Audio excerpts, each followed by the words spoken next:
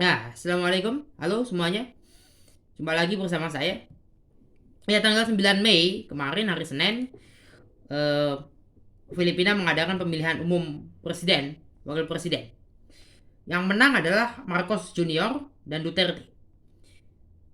Siapa sih Marcos Junior? Ya, Marcos Junior ini putranya Ferdinand Marcos Senior, ya, yang dia dikenal juga dengan panggilan sayangnya Bongbong Marcos, ya, putra dari the dictator, ya, sang diktator Filipina Ferdinand Marcos.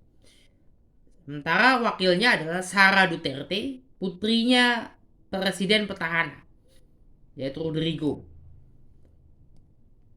Ya, keduanya terpilih secara demokratis dengan perolehan suara yang signifikan di tengah pertentangan. Sebagian masyarakat Filipina menentang, bahkan sejak pencalonan, sebagian masyarakat Filipina juga mendukung. Ya, bahkan sebagian besar sebetulnya mendukung terpilihnya Duterte sebagai wakil presiden dan Marcos sebagai presiden. Ya. Kenapa sih Marcos bisa menang? Marcos punya tim yang begitu solid, ya. Dia punya tim yang solid, dia punya kedekatan dengan anak-anak muda. Dia memanfaatkan generasi muda yang jumlahnya juga semakin besar di Filipina. Juga dia membawa isu persatuan. Dia tidak tertarik dengan menyerang kandidat lain. Berbeda dengan kandidat-kandidat yang menjadi lawannya, yang justru menyerang dirinya. Ini menjadi satu pelajaran bahwa ternyata semakin seringnya seorang kandidat di masa demokrasi, di masa abad 21 ini, dalam praktik pemilihan umum, semakin sering suatu kandidat itu diserang.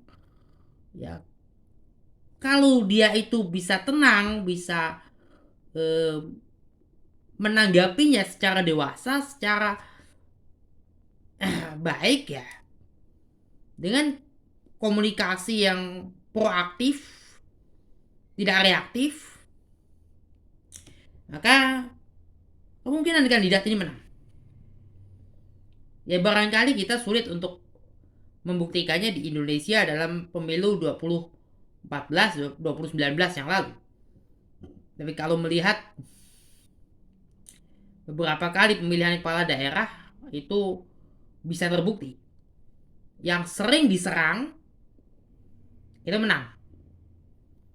Kalau ketika sering diserang, dia menanggapi serangan-serangan, menanggapi fitnah-fitnah itu secara tenang, tidak reaktif, ya, tidak menunjukkan aksi-aksi, ya, kekerasan verbal maupun kekerasan fisik. Masyarakat yang sudah modern hari ini tidak akan menerima itu. Itulah yang dilakukan oleh Marcos dengan tim yang begitu solid, ya, menjalin kedekatan dengan generasi muda, generasi yang lahir setelah 1980-an. Bahkan generasi yang bahkan belum lahir ketika ayahnya itu dijatuhkan pada 1986. Generasi yang mungkin pada 1986 juga masih bayi. Ya, ketika peristiwa people power juga saya masih dalam kandungan. Begitu juga, ya, yang dilakukan oleh calon wakil presidennya Duterte. Perlu kita perhatikan, ya. Ternyata masyarakat Filipina begitu begitu senang berada di dalam pemerintahan, ya, Duterte kemarin yang akan berakhir, ya, dalam tahun ini. Ya, hal yang sama, ada satu perubahan sikap dalam masyarakat Filipina terhadap pemerintahan Marcos.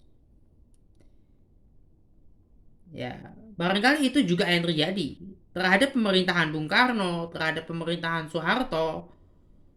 Itu juga ada perubahan sikap. Namun saya tidak membahas ini.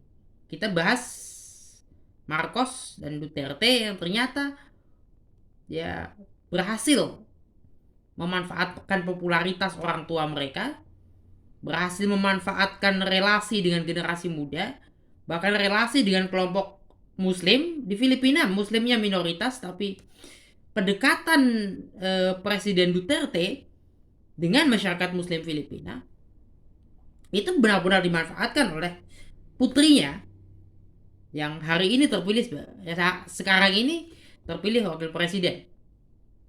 Ya, keduanya memiliki kelihayan, keduanya memiliki satu kemampuan, ya, keahlian politik yang luar biasa, kecerdasan politik yang luar biasa. Ya, harus diakui kemenangan itu bukan kemenangan hasil kecurangan, setidaknya ya, dalam yang dilaporkan oleh media. Barangkali isu pendiktatoran akan kembali lagi di Filipina juga tidak akan terbukti, ya, sama sekali.